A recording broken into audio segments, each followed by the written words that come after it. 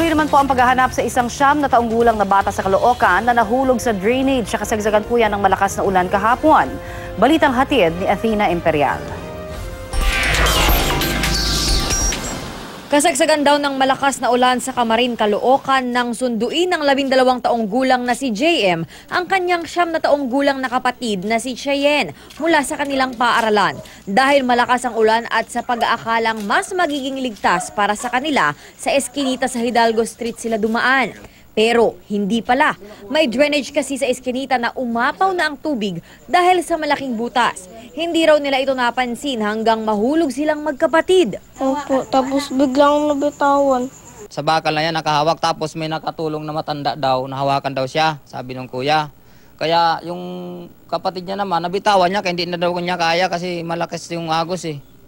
Hinanap ng mga taga-barangay si Cheyenne hanggang hating gabi pero hindi na nila nakita. Sinuyo rin daw ng ilang residente ang buong drainage nang tumila ang ulan pero bigo sila. Dumating din ang mga taga-Coast Guard at tiningnan ang dulo ng drainage. Pero dahil isa itong sapa, hindi rin nila nakita si Cheyenne. Ayon sa ilang residente, hindi raw unang beses na may nahulog sa naturang drainage. Ang masama pa nito, sa ilog na sakop pa raw ng Bulacan nakikita ang labi ng mga nalunod. Ang pamilya ni Cheyenne, umaasang makikita pa siya anuman ang nangyari sa kanya.